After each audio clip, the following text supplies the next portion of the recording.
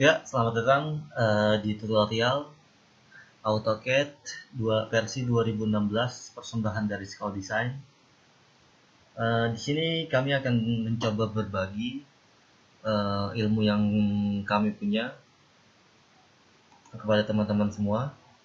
Di sini kita akan membahas AutoCAD 2016. Kalau Anda belum menginstal AutoCAD AutoCAD-nya, coba diinstal dulu.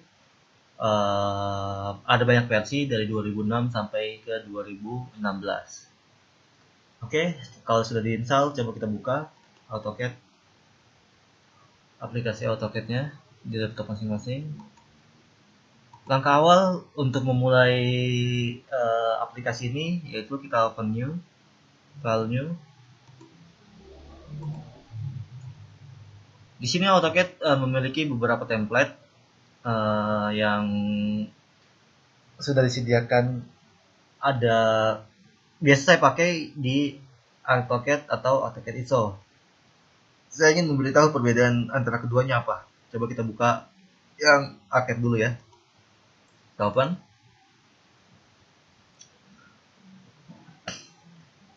Langkah untuk membedakan antara kedua template tadi adalah coba kita lihat di units. Kita klik saja units, akan muncul. Nah, di sini menjelaskan satuannya adalah inci. Coba kita buka yang satunya lagi. Yang AutoCAD ISO. Kita lihat satuannya unit. Ini satunya milimeter. Kenapa ada perbedaan antara kedua itu? Karena di AutoCAD tadi yang di template AutoCAD aja itu adalah standar dari Amerika. Karena AutoCAD sendiri itu dari Autodesk adalah perusahaan dari Amerika. Jadi satuan negara mereka adalah memang inci atau feet. Nah, di kita, di Indonesia dan di Eropa itu menggunakan satuan milimeter. Karena satuan milimeter itu satuan yang paling presisi, yang paling kecil. Jadi itu yang paling dibutuhkan gitu untuk memberikan tingkat akurat yang tepat. Oke teman-teman, biasakan untuk pertama itu kita pilih file new AutoCAD ISO, AutoCAD standar internasional yang menggunakan satuan milimeter gitu. Banyak sekali kesalahan-kesalahan di AutoCAD yang pemula tidak sadari, yaitu pemilihan template atau hanya saja menggambar saja. Dia tidak mengerti AutoCAD ini satuan apa gitu.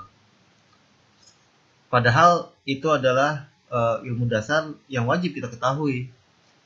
Karena nanti gambar yang kita, misalkan contoh kasus gini, satuan inci, kalau kita pakai tadi satuan inci, sedangkan kita masukkan angka di sini milimeter, otomatis milimeter itu menjadi inci, dan itu menjadi kesalahan fatal di penggambaran AutoCAD atau apalagi untuk gambar-gambar kerja seperti itu. Untuk langkah selanjutnya, saya akan memperkenalkan layout-layout yang ada di AutoCAD. Di sini kita akan kenalkan interface dan penggunaan tools. Untuk yang di sebelah atas ini adalah yang kita sebut ribbon bar, menu bar, ribbon bar atau menu bar. Semua pengaplikasian ada di atas ini. Di bawah sini ada kolom komen atau kolom perintah. Di sini ada drafting tools. Dan satu di sini ada namanya workspace. Workspace ini kita bisa pilih drafting and annotation, 3D basic, dan 3D modeling. Di 2004 sendiri ada namanya 2 dimensi klasik. Nah, untuk yang di 2016 ini sudah peringkasan jadi hanya 3 saja pemilihan workspace. Workspace masuknya di AutoCAD apa? Itu untuk aturan kita mau ke 2 dimensi atau menggambar 3 dimensi, otomatis berbeda seperti itu. Oke, di sini sudah benar untuk kita untuk menggambar 2 dimensi saja.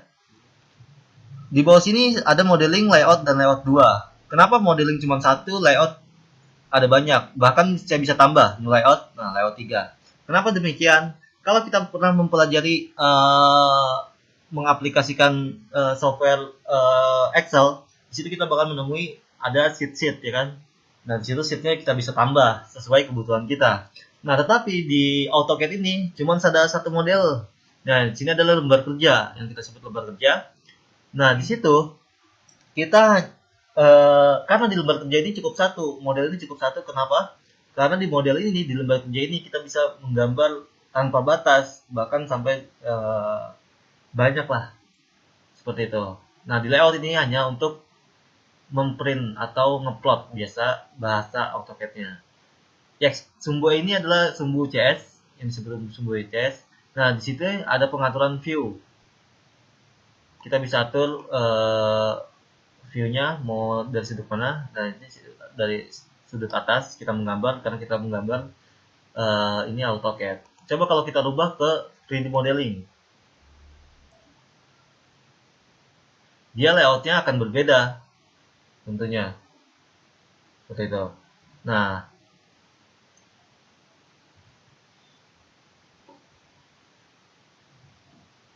di sini juga pun akan ada banyak view seperti ini. Nah, di 3 dimensi ini akan ada penambahan sumbu Z. Jadi X, Y, dan Z. Nah, Z ini sumbu ke atas, sumbu.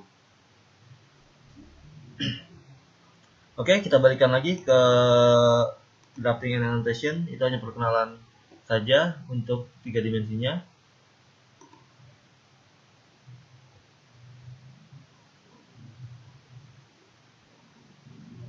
Kita juga harus merubah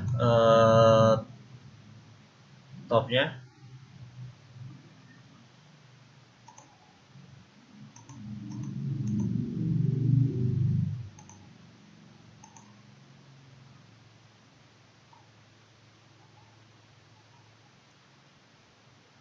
Oke, sampai di situ dulu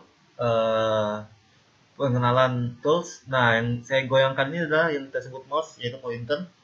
Di situ di tempat dimana kita untuk memulai semua perintah-perintah. Oke, sampai ketemu di tutorial selanjutnya. Sekolah Desain, salam inspirasi.